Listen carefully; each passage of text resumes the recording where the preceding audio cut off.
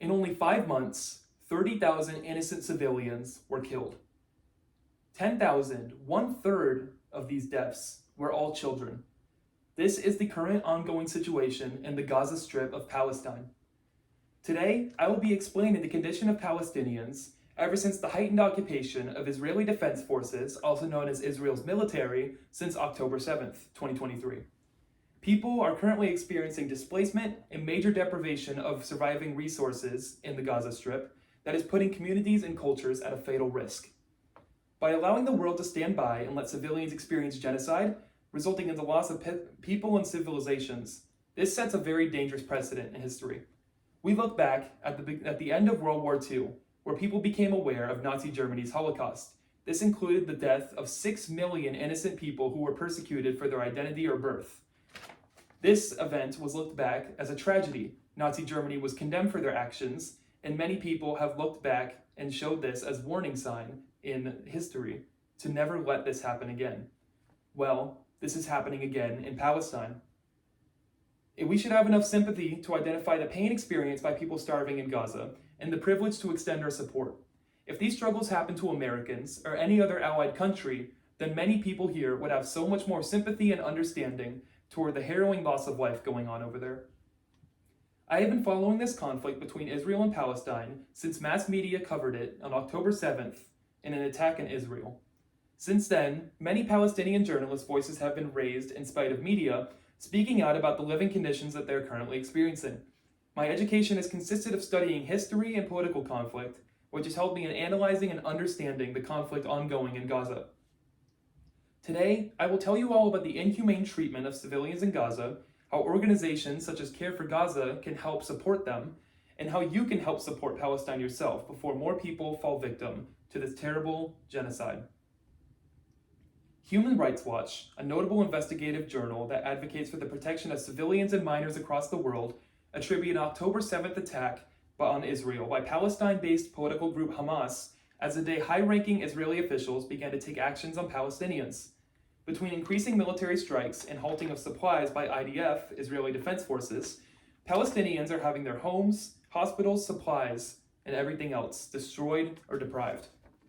Tens of thousands of people are reported dead, as of Edna Mohammed of Al Jazeera, and with many of the hospitals, houses, and other important buildings gone. Food, clothing, water, cooking supplies, hygiene products, electricity, and baby care products are all significant resources which are being stopped at the border and unable for the people of Gaza to obtain. Between increasing military strikes, all of these civilizations are being broken down. Omar Shakir of Human Rights Watch describes this method of deprivation as an intent to starve civilians as a method of warfare. This can also be seen as collective punishment. Both of these violate international war crimes by the Geneva Convention. Many people of Palestine are being affected, but the Gaza Strip is what's being seen the most damage. Rafah has been described as a safe region for civilians to shelter and hosts over 1.4 million Palestinians. Israel themselves declared it as a safe place for innocent civilians. However, AP News reported that attacks are even being launched there too, allowing for no way for innocent people to survive and avoid attacks in Palestine. There is also a geopolitical crisis going on, as Palestinians are not able to leave their region.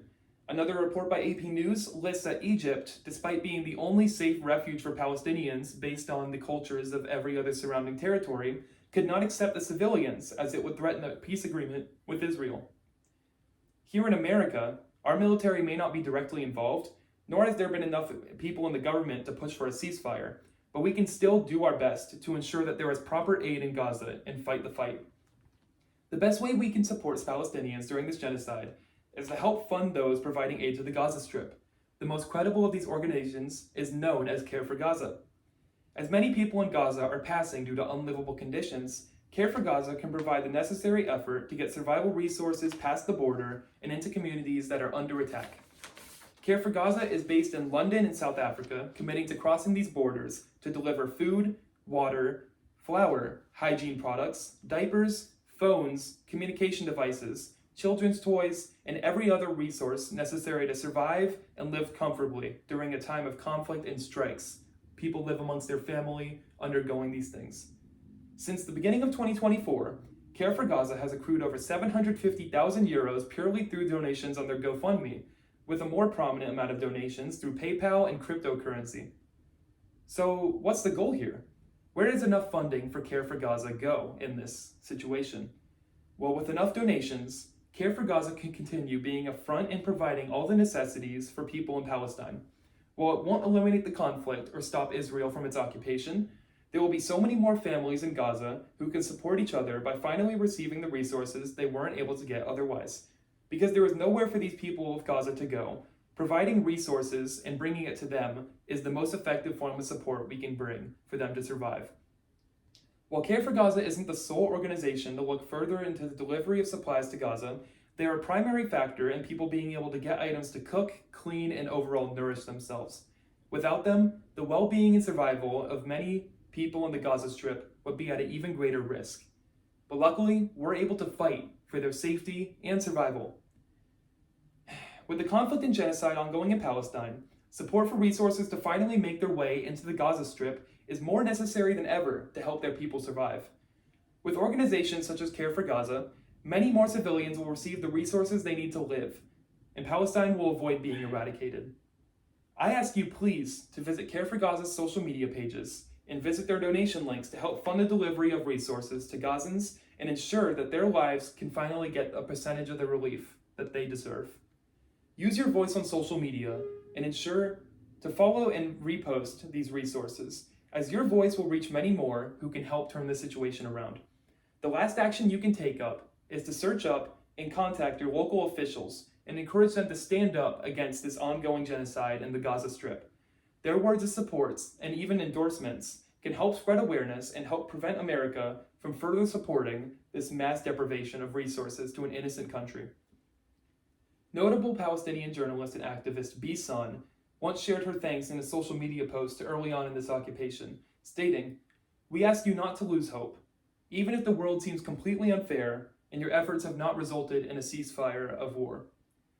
Palestinians are humans just like ourselves, and they deserve an amount of support and hope that we are privileged to receive every single day of our lives." Thank you.